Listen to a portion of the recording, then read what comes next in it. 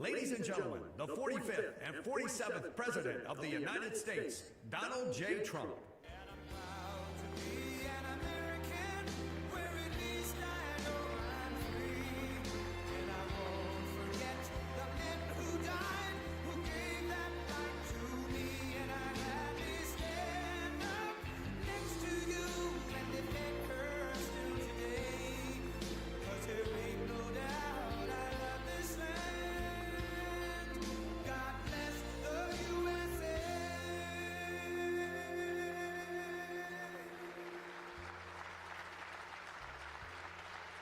Thank you very much, everybody. What a great song that is, but we'll cut it a little short because we have some business to discuss. What a group of smart ones we have in front of me today. That's about as good as it comes. up here, the brain power, the greatest power of them all, the brain power. Well, I'm thrilled to be here with so many tech leaders and luminaries as we take historic action to reassert the future which belongs to America, always has belonged to America. We just lost sight of it on occasion. And I just want to start by stating that we've just concluded our big trade deal with Japan and numerous other countries in addition, as you know. But on the Japan deal, because it was literally just signed, letter was just signed, it gives us a sort of signing bonus. So I'll bring it into sports talk, a signing bonus. Like you have signing bonuses too, I understand. Getting a lot of money, 100 million, that's not bad. But that's not as good as the signing bonus we got. We got a $550 billion signing bonus for the country. And we had the tariff at 25%. As you know, we had a tariff at 25%. And these are great people that we negotiated with, but we agreed to reduce it to 15 based on the fact that Japan has agreed for the first time ever to open up its country to trade so that all of our American businesses and business geniuses, including many in this room, can go out and do business openly and freely in Japan, a very rich and prosperous and profitable and wonderful country, frankly. And we will pay a zero tariff as we do business in Japan. So we're paying zero, they're paying 15. We're getting $550 billion, and to be exact, it's 90% of that, but we control the whole lot of it. And it's really been great. And they're very happy, and their stock market went up, and our stock market went up, and that's supposed to be the way it is. Ours went way up, and theirs went up. And we've made numerous other deals like that. But the opening up of a country is very important to us. We have numerous countries that have opened their doors, just made some incredible transactions, but we're going to have a very, very simple tariff for some of the countries. We have so many countries you can't negotiate deals with everyone, so we'll have a straight, simple tariff of anywhere between 15 and 50%. A couple we have 15 because we haven't been getting along with those countries too well, so we just say, let's pay 50, and that's the way it is. But remember, we get countries that were closed, always closed. Everyone in this room would never remember any of them to be open. We've offered such a deal to the European Union, where we're in serious negotiations, and if they agree to open up the union to American businesses, then we will let them pay a lower tariff. So the tariff is very important, but the opening of a country, I think, can be more important if our businesses do the job that they're supposed to be doing. Such openings are worthy of many points in tariffs, and they're a good thing, not only for, as an example, Japan or Europe, but certainly a great thing for America because it allows our businesses to go out and fairly compete and do really well if they compete properly, like the people that I know. Everyone in this room practically I know has competed very successfully. I haven't seen any, and I know the losers just like I know the winners. I tell you, I don't see any of the losers here. But now if some of the countries that pay 25% or more on autos complain, remember that Japan was willing to pay upfront the $550 billion for that privilege of negotiating with the United States of America. We also made a deal yesterday with the Philippines and Indonesia, which in both cases will be opening up their country. And we're in the process of completing our deal with China. And as you know, the UK, we made a deal. It was a very good deal for everybody. Everybody's happy. It's always nice when everybody can be happy. But mostly we'll be charging straight tariffs to most of the rest of the world because we have over 200 countries. People don't realize that's a lot of deals. Even if you're like me, a deal junkie, that's a lot of deals. That would be too much for anybody. Ooh. How did we do with this country that I never heard of? We got a lot of deals cooking, but America is taking in hundreds of billions of dollars like it never has before. Investments into our country at the highest point ever in history, and we've just really been opened up for business for 3 of the 6 months. The first couple of months, we got ourselves all set, done a great job with our military, as you know. You saw that 2 weeks ago when you saw the way those incredible B-2s flew into Iran and took out an entire nuclear potential deadly force. But I want to thank some of the incredible people that I see before me, including White House AI czar David Sachs. He's been great for organizing this very important summit, and especially for putting it in D.C., where it's a little bit easier. I don't know if it's easy for you, but it's a hell of a lot easier for me. Along with his colleagues at the All In podcast, which is very good. I did that podcast a year and a half ago, and I said, this is something, it was pretty new, pretty raw.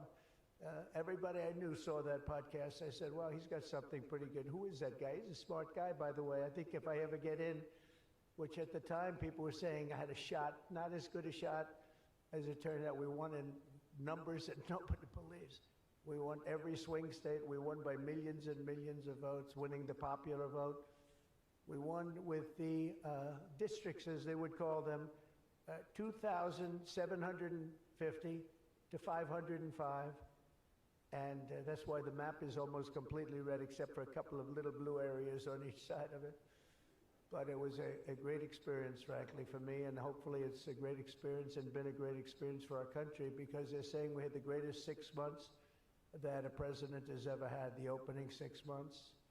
And I'm not even sure, maybe 6 months, I'm not sure it's the opening, but let's call it the opening 6 months. It sounds a little bit nicer.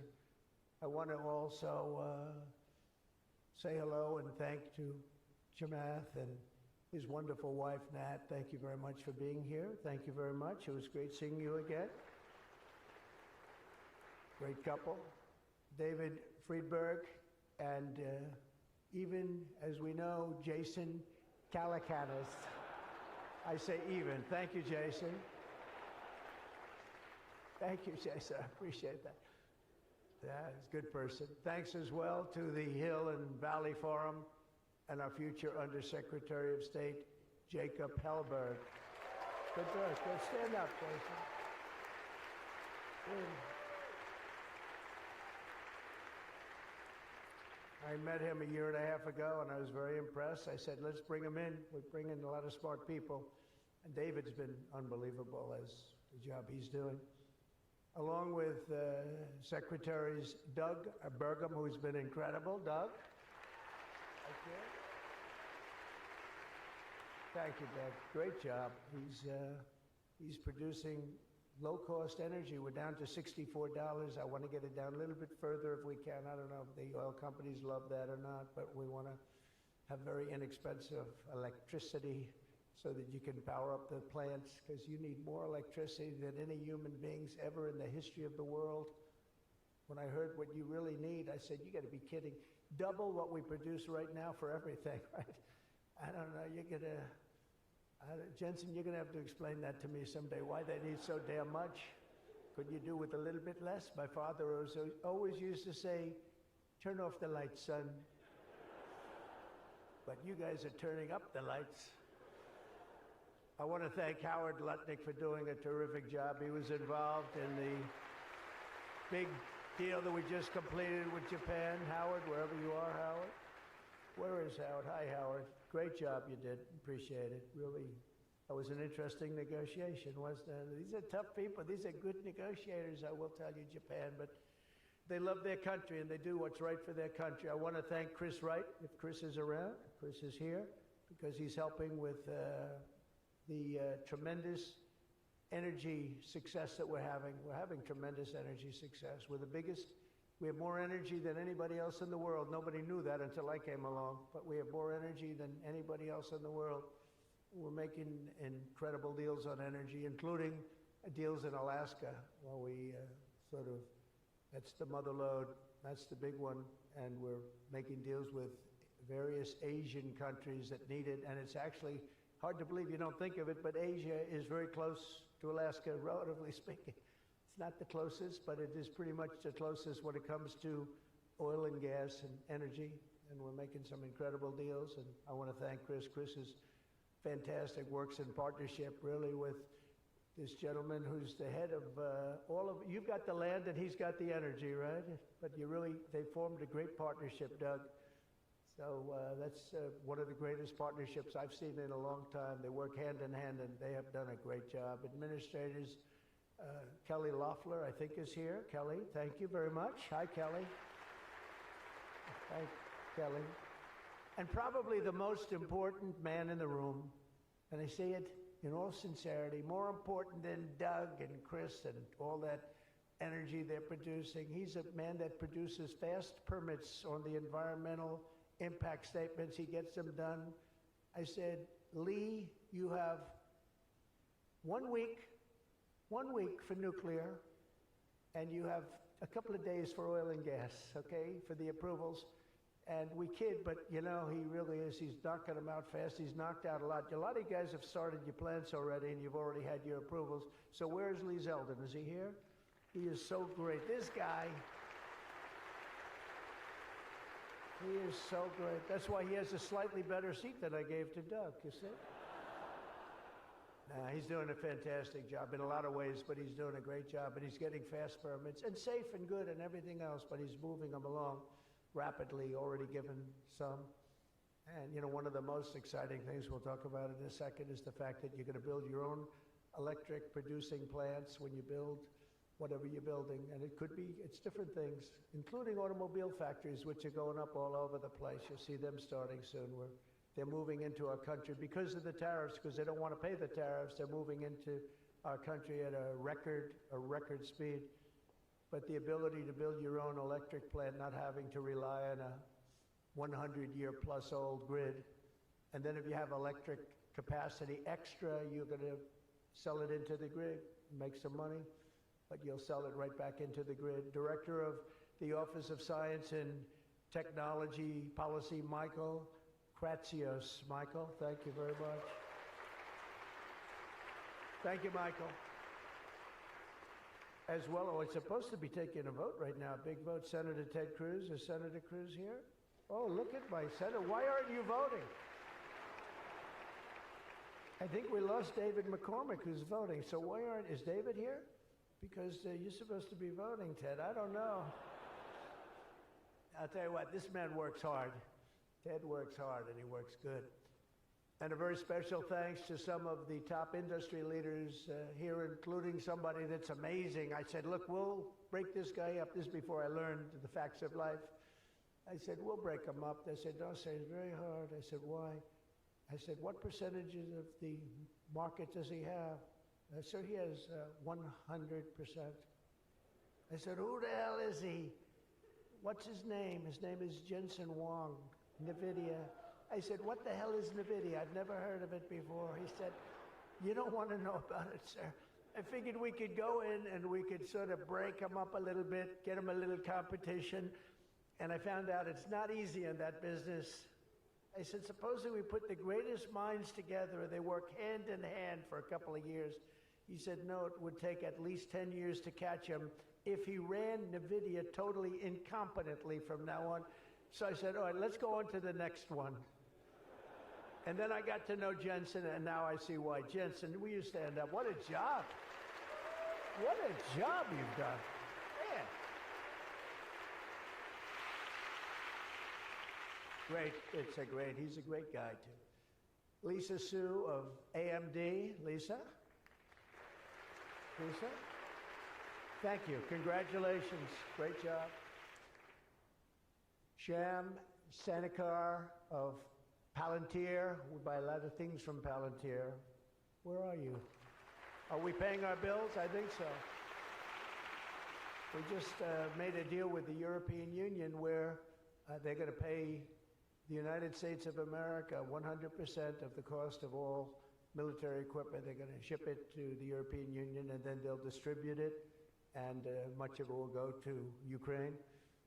It's been a long time since you've heard those words, because we're in for $350 billion, but now we send it to Europe, and Europe pays, and they were great. We had a tremendous NATO meeting a few weeks ago, and it was pretty amazing, actually, what happened. They agreed to go from 2% to 5%, and they had 2% where they didn't pay. They have 5% where they've already paid.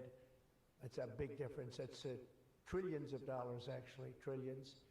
But they're going to spend that money in the United States with our defense companies, and we're going to send it to them, and they'll distribute the equipment that we send. So that's the way it should have been 3 years ago, frankly. And Jeff Sprecher, the other half of that incredible family, is he here? Is he here?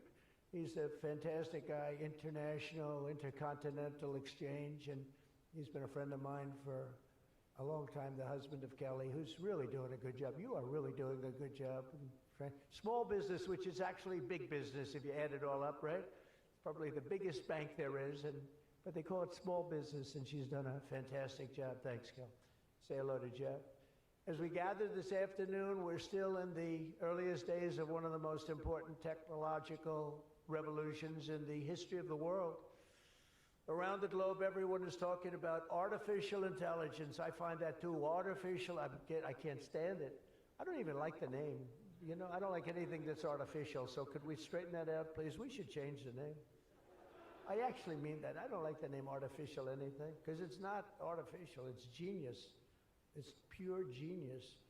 And its potential to transform every type of human endeavor and domain of human knowledge, from medicine to manufacturing to warfare and national defense.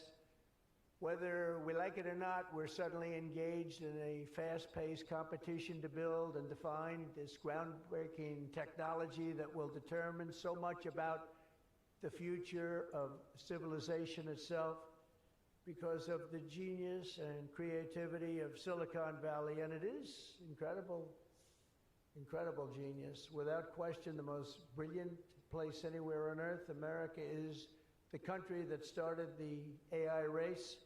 And as President of the United States, I'm here today to declare that America is going to win it. We're going to work hard, we're going to win it.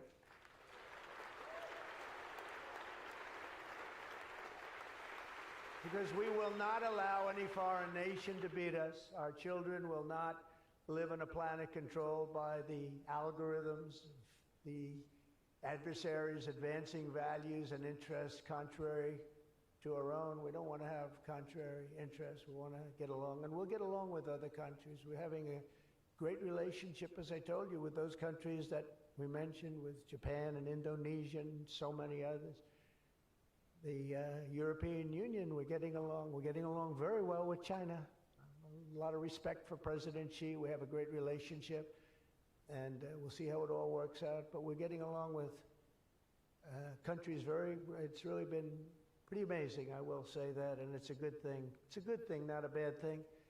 So from this day forward, it'll be a policy of the United States to do whatever it takes to lead the world in artificial intelligence, such an important thing happening. This is really something that nobody expected. It just popped out of the air, and here we are.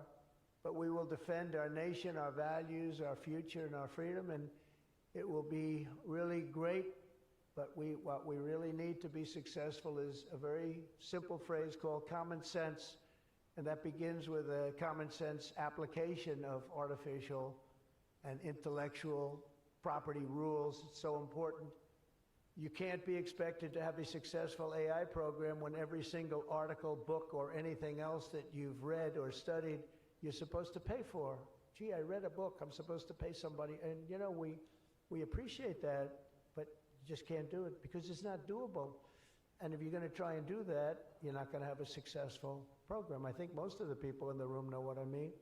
When a person reads a book or an article, you've gained great knowledge. That does not mean that you're violating copyright laws or have to make deals with every content provider. And that's a big thing that you're working on right now, I know, but you just can't do it. China's not doing it, and if you're going to be beating China, and right now we're leading China very substantially in AI, very, very substantially, and nobody's seen the amount of work that's going to be bursting upon the scene, but you have to be able to play by the same set of rules. So when you have something, when you read something, and when it goes into this vast intelligence machine, we'll call it, you cannot expect to every time, let's pay this one. It just doesn't work that way. Of course, you can't copy or plagiarize an article, but if you read an article and learn from it, we have to allow AI to use that pool of knowledge without going through the complexity of contract negotiations, of which there would be thousands for every time we use AI. We also have to have a single federal standard, not 50 different states regulating this industry of the future. And some people would say, gee, that's an unpopular thing to say. I was told before I got up here, this is an unpopular thing because some people, they don't want that. But I want you to be successful. And you can't have one state holding you up. You can't have 3 or 4 states holding you up. You can't have a state with standards that are so high that it's going to hold you up. You have to have a federal rule and regulation. Hopefully you'll have the right guy in this position that's going to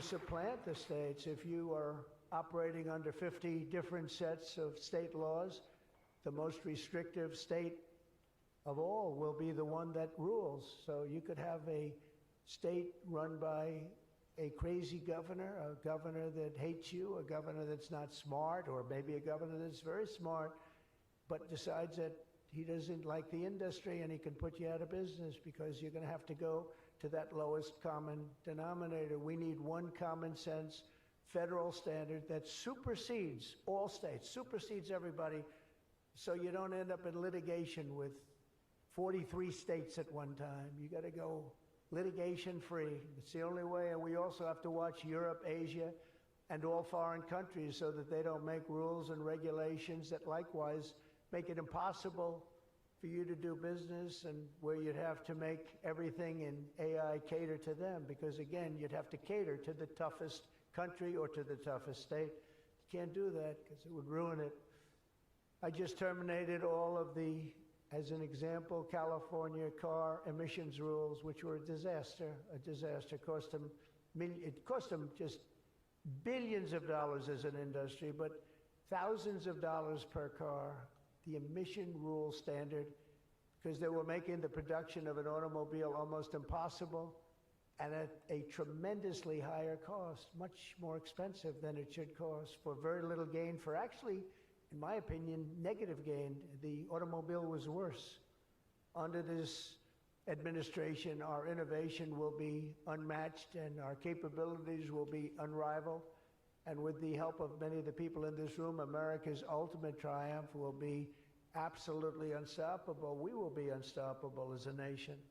Again, we're way ahead and we want to stay that way. We can't let individual smaller units stop it, because that's the only thing that can stop it and can really mess it up. As with any such breakthrough, this technology brings the potential for bad as well as for good, for peril as well as for progress. But the daunting power of AI is it's not going to be a reason for retreat from this new frontier. On the contrary, it is the more reason we must ensure it is pioneered first and best. We have to have the best, the first pioneer. We are the best and the first pioneers, and we're going to be really putting a nation that we love, America, we're going to be putting it first. I have an expression, America first, make America great again. A lot of great expressions, but they're all so true. To make America great again, we're going to make this industry absolutely the top, because right now it's a beautiful baby that's born. We have to grow that baby and let that baby thrive. We can't stop it. We can't stop it with politics. We can't stop it with foolish rules and even stupid rules. At the same time, we want to have rules, but they have to be smart. They have to be brilliant. They have to be more brilliant than even the technology itself. Surely there will be challenges on the path ahead, but together we will meet them and transcend them all. We are Americans, and we are Americans first. I have a couple of people I know that don't happen to be from here, but I wish you a lot of luck anyway. I'm looking at 3 people that are not Americans, but they're very good people. Please treat them nicely. But we do not shrink from the future or cower in the face of uncertainty. We dominate the future, we conquer new frontiers, and we control our own fate, and we determine, by doing that, our own destiny. Winning this competition will be a test of our capacities unlike anything since the dawn of the space age. Believe that. It's hard to believe as the president, the amount of enthusiasm for this one industry. I mean, I can talk about cars where we're doing incredibly well. We have car companies moving in all the time, but I talk about other industries. Everybody's saying this is going to dominate the world. It's going to dominate every industry that ever conceived. I don't know if that's true. I don't know if it's true, but I can tell you that a lot of very brilliant people think it is true. It'll dominate everything. It will challenge us to marshal all of our strength and flex the muscles of American ingenuity and resolve like probably never before.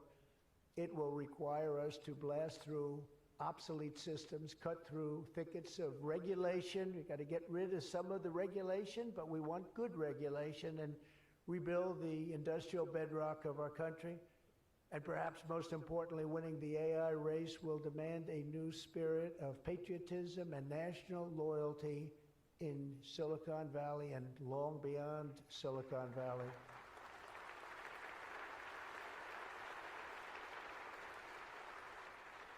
For too long, much of our tech industry pursued a radical globalism that left millions of Americans feeling distrustful and betrayed.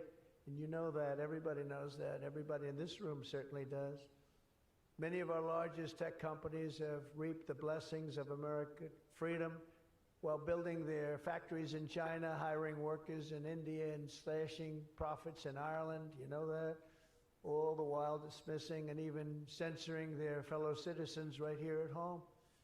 Under President Trump, those days are over. We need U.S. technology companies to be all in for America. We want you to put America first. You have to do that. That's all we ask. That's all we ask. To partner with our tech geniuses in achieving this vision, today we're releasing the White House AI Action Plan. Big stuff. Signing it right after this.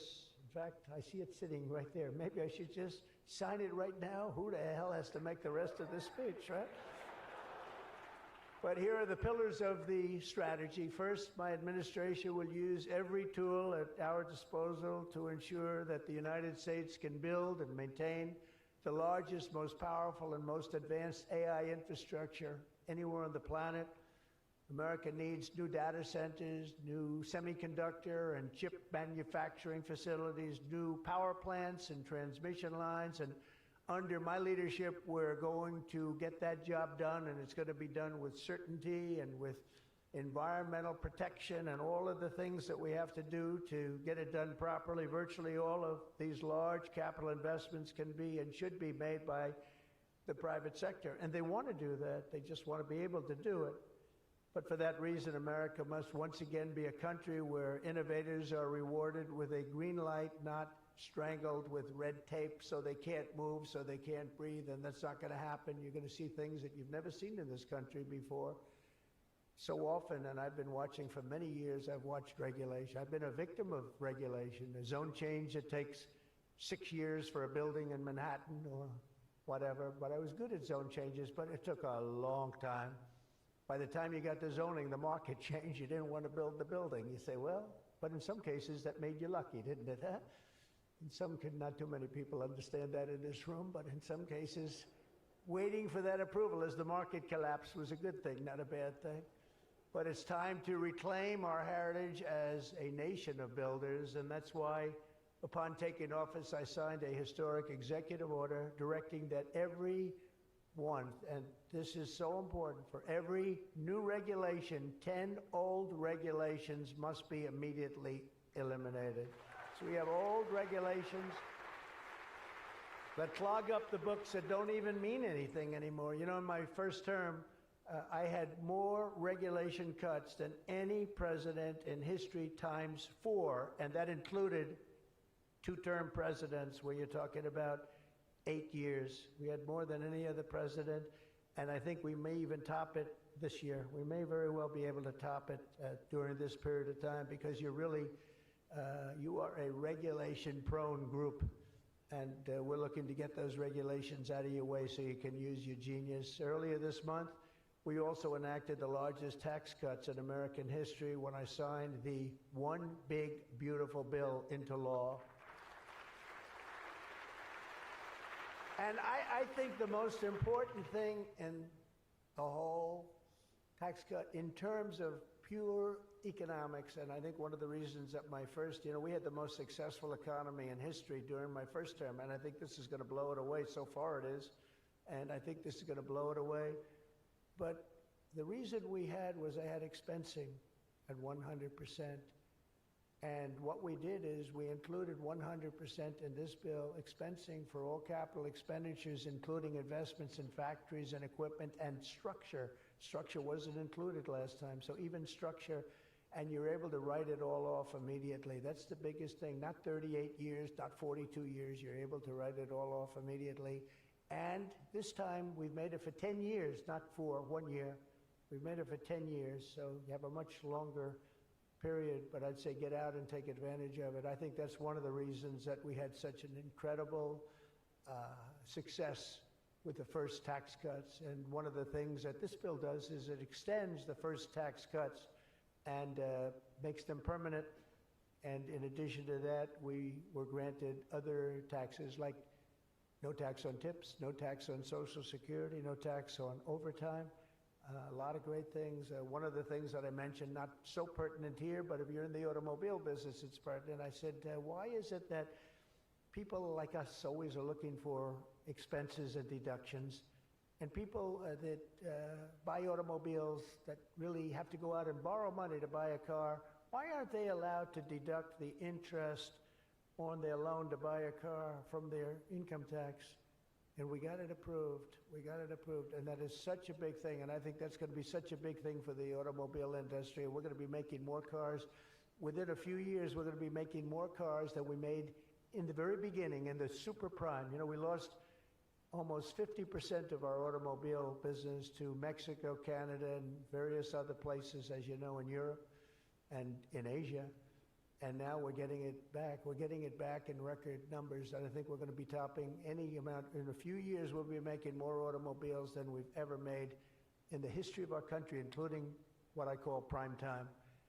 My administration is also pursuing a future of all-out American energy dominance, and on day one, I terminated the Green New Scam. You know what that was? You were all victims to it.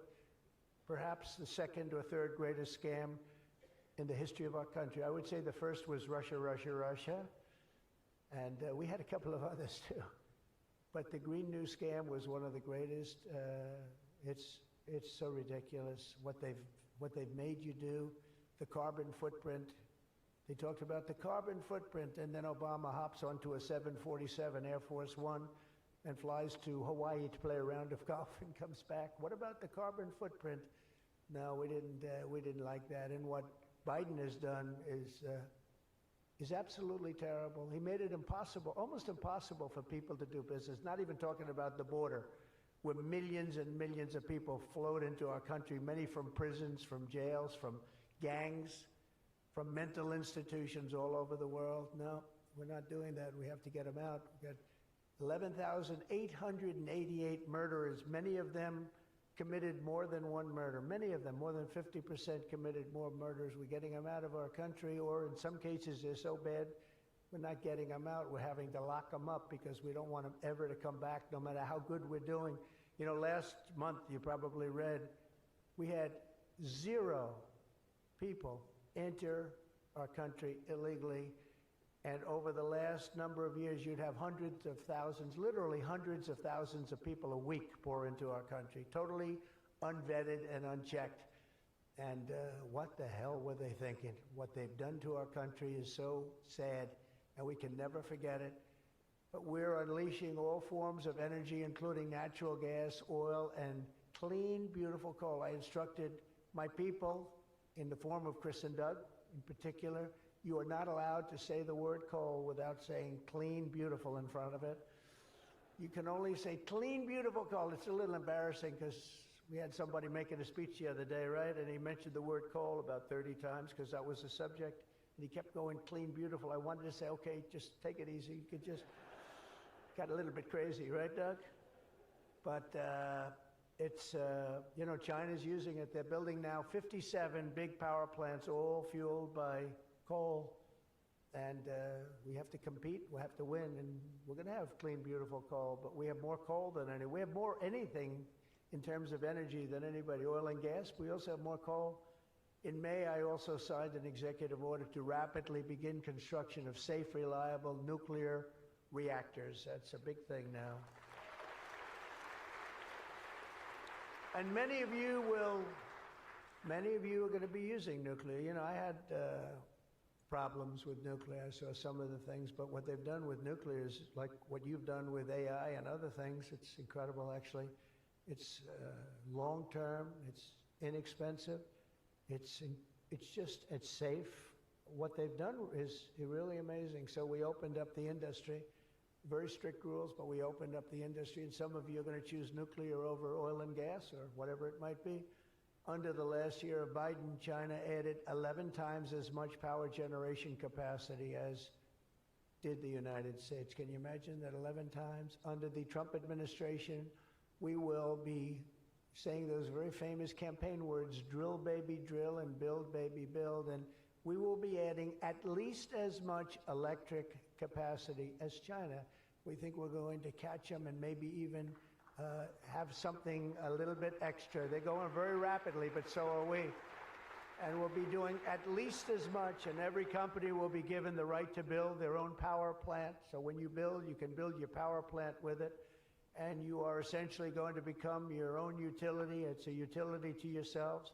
And as I said, any excess energy you're going to sell back to the grid and make plenty of money doing it. As a result of these pro-American policies since my election, we're seeing trillions and trillions of dollars in new investments. So at this moment, we have almost $17 trillion coming into this country. There's never been a period of time like that. And that's in a period of a few months.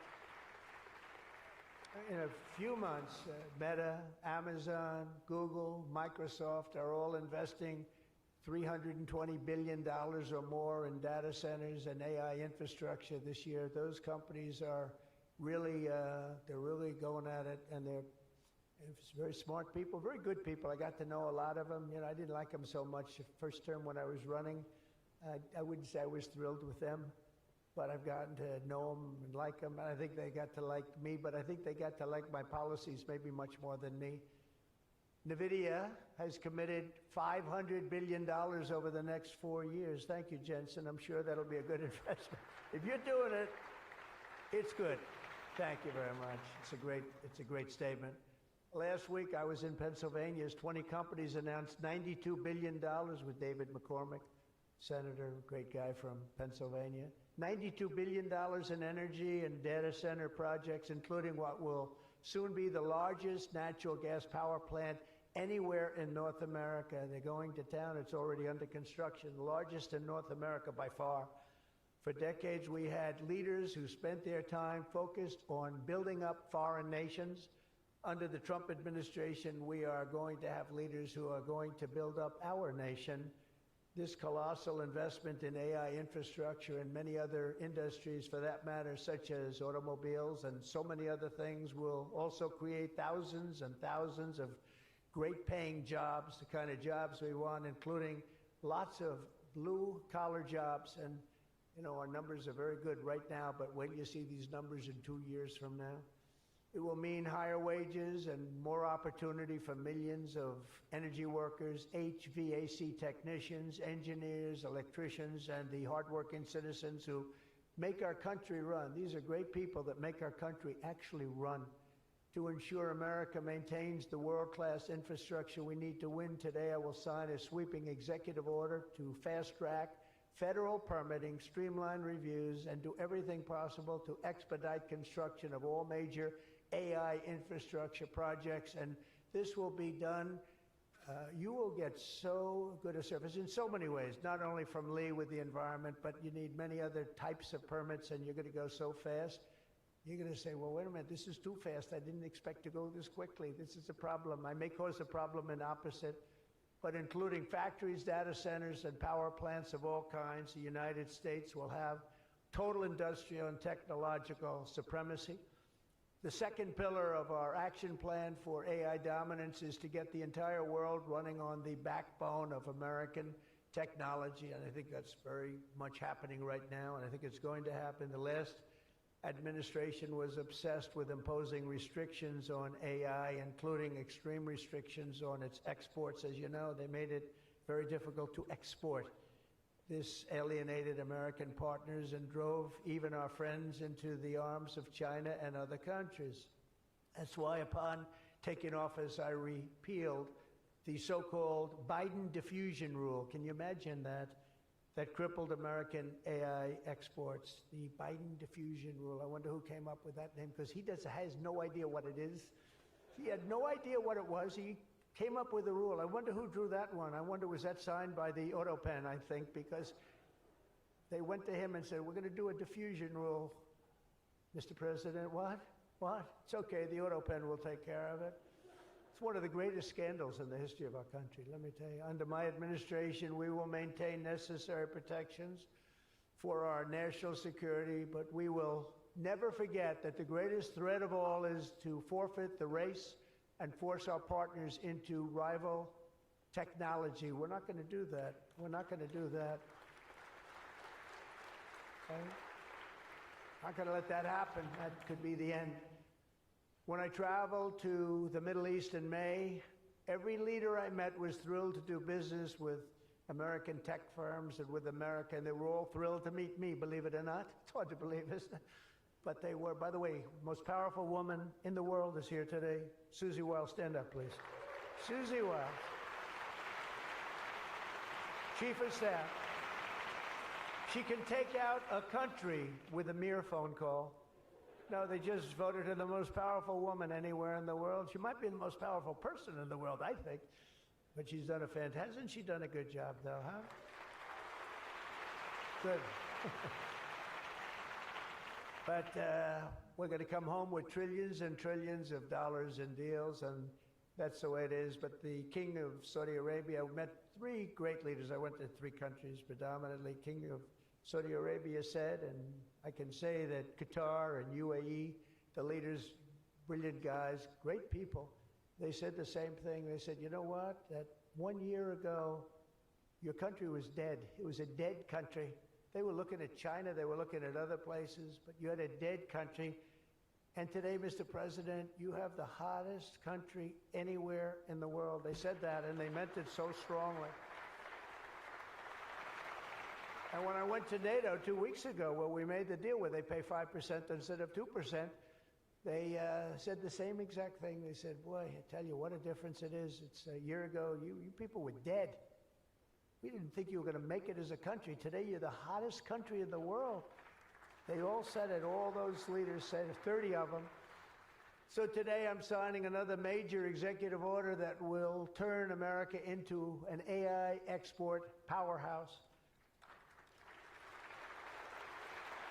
Under this order, Secretary Lutnick and Secretary Marco Rubio's doing a great job as Secretary of State, will work to rapidly expand American AI exports of all kinds, from chips to software to data storage of all kinds. And that's very important. That's going to give you the freedom to do what you want to do. And third, once and for all, we are getting rid of woke. Is that okay? Because I know you had to hire all woke people. I heard you had to hire all woke people under some of these things. How about the chips, where they give you the chip nonsense, where they give you billions of dollars if you only build a chip company? These people have plenty of money. They don't need the money. They need the permits. They need the rights to do it. They don't want to pay tariffs, so they come and they build here. That's why they're coming here. Number one, they like me, but they like not having to pay tariffs even more. And they're coming. But Biden gave billions of dollars to companies that have nothing but cash. And they don't say where to build. It's just give them money. But here's the problem. They have to hire lots of woke people. And they say woke isn't for this particular industry. We've noticed that. They're not for a lot of industries, if you want to know the truth. So the guidelines were impossible. They're going to give you money, but you got to hire this and this and this and that. And I don't want to get into it too much because I don't want any controversy today. But you have to hire a lot of people that were not into this particular world that you're in. And so therefore, all the money they gave didn't mean a damn thing. One of Biden's worst executive orders established toxic diversity, equity, and inclusion ideology as a guiding principle of American AI development. So you immediately knew that was the end of your development. But the American people do not want woke Marxist lunacy in the AI models, and neither do other countries. They don't want it. They don't want anything to do with it. That's why on day one, I very proudly terminated Joe Biden's order on woke AI effective immediately. You don't have any of those crazy rules. Crazy rules. And in just a moment, I will be signing an order banning the federal government from procuring AI technology that has been infused with partisan bias or ideological agendas such as critical race theory, which is ridiculous. And from now on, the U.S. government will deal only with AI that pursues truth, fairness, and strict impartiality. We're not going to go through the craziness that we've gone through for the last 4 years. And then we skip 4, and then you go back, and it started then.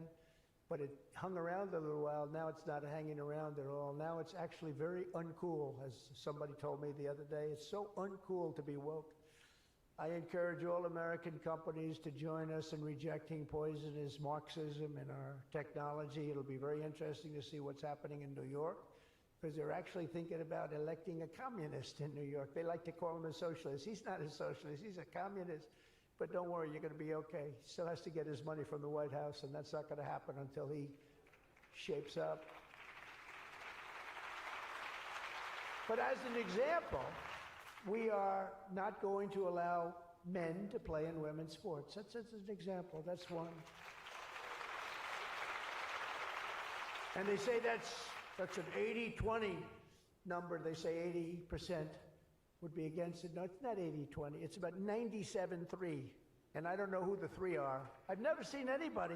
I've never had a person. I've seen everybody. I'm a very open person. They come up to me and they talk to me. I've never had anybody come up, sir, you have to let men play in women's sports. I've never had it. I deal with hundreds of thousands of people. Every time I talk to somebody, nobody's ever, they talk about AI, they talk about everything, but they've never said, you gotta allow, this is ridiculous. Men should be allowed to play in women's sports. It's sort of crazy, isn't it, huh? You have to see, did you see the race? It was a race, a long distance marathon, one of those all-day deals, and we had one of the great female runners, and we had one of the great male runners, and at the end of the day, he won the race by 5 hours and 14 seconds. They waited around for the really good athlete female. It's very demeaning to women, I want to tell you that, but they waited, her parents were waiting for hours. Somebody said, why don't you go back to the hotel and sleep for a few hours and come back and meet your daughter? This is what they do. You got to see the weightlifting records, though. They're the best of all. A woman lifted 212 pounds. It was a world record. It held for 18 years. And now a man who transitioned came up and looked at the bar. How much is it? 212 pounds. Oh, let me try it. Bing, bong. I think he broke the record by 109 pounds. It's going to be a long time. It's going to be a long time before a woman catches that. And these are great athletes and great people, and it's demeaning. And who the hell wants this? We're off of that whole standard, because I just tell you those as examples. We're off of it. The reason the last administration was so eager to regulate and restrict AI was so they could limit this technology to just a few large companies, allowing them to centralize it, censor it, control it, weaponize it, and they would weaponize it. A very dishonest group of people. You probably saw that because we caught them in the act. We really caught them. We had it before, but now we really have them. We have it where it counts. But this is the exact opposite of my approach. The unique strength of the American tech industry has always come from its startups and small tech. It comes through small. Jensen was small. Were you ever small? I think so. When you started in your bedroom, I think you were small, right? He started as very small, and now he's really become very amazing. If you regulate them too much, you kill the source of American genius and technological power. I believe that Joe Biden had a plan to lose the AI race. I think he wanted to lose it because his plan would never have worked. It would have never been successful. You would have spent a lot of money and you wouldn't have been able to win. They didn't allow you to win, but we have a plan which only admires and respects the winners. Every citizen should take incredible pride in the inspiring feats of American innovators who are pushing the bounds of human knowledge and achievement. The people of OpenAI, Google, Meta, and countless startups are proving once again that America is impossible. You are just impossible to beat. You're not going to be beaten. We're not going to let that happen. When you do your best, when you work your hardest, and when you're allowed to be free of horrible, foolish regulation. And you're going to have regulation, but it's going to be sensible, smart regulation. There's nobody who's going to beat you. As we push even further into this exciting frontier, let us never forget that all of this prosperity and progress has come from the culture of freedom and hard work, merit, ambition, and risk-taking passed down from one generation of Americans to the next. Silicon Valley rose to wealth, fame, and glory by exemplifying these values, and it will win this race not by rejecting them, but by embracing them like they have never been embraced before. We must put America first. This is a nation that invented the light bulb, the telegraph, the television, the telephone, the computer chip, the smartphone, the GPS, the integrated circuit, and even the internet. Basically, we invented everything. What is left? We invented everything. And now it's AI. We invented everything. Does anyone have anything else to say? And now we're going to take it to a new level. But Americans were the first to fly a plane, first to harness the atom, and first to plant our flag on the moon. We mastered the industrial age, we created the digital age, and now we are leading the world into the golden age, indeed, the golden age of America. With your help, that golden age will be built by American workers. It will be powered by American energy. It will be run on American technology, improved by American artificial intelligence, and it will make America richer, stronger, greater, freer, and more powerful than ever before. And I will now do my share by going and signing a name without an auto pen. I will sign it. If we had one, I wouldn't use it anyway, but we will sign it auto pen free, and we will say, Donald J. Trump, God bless America, and God bless you, and good luck, because the race has just begun, and you're going to win it. Thank you very much, everybody.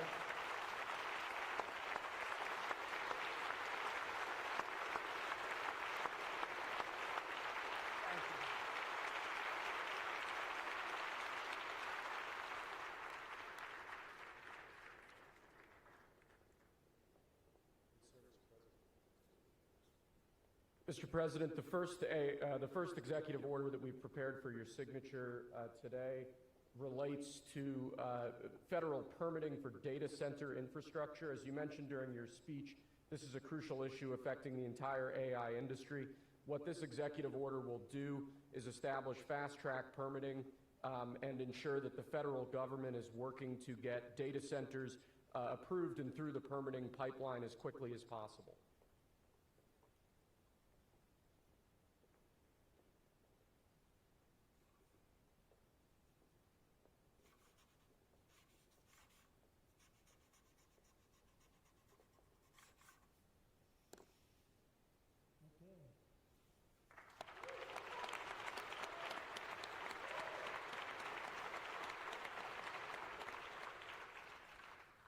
As you said before, sir, it's absolutely essential that American AI models and the American AI industry dominates the future of this industry around the world. What this next executive order will do is promote, through various instrumentalities of the federal government, the export abroad of American AI models to ensure American AI dominance in the future.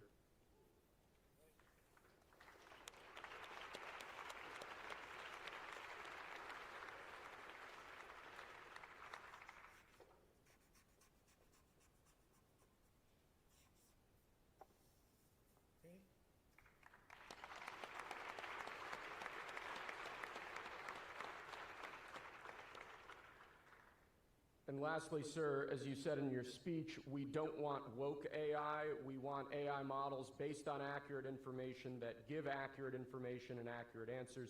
This executive order will ensure that when the federal government procures or promotes different AI models, that those AI models are ideologically neutral, that they don't embrace wokeism and critical race theory and all of these terrible theories that have done so much damage to our country.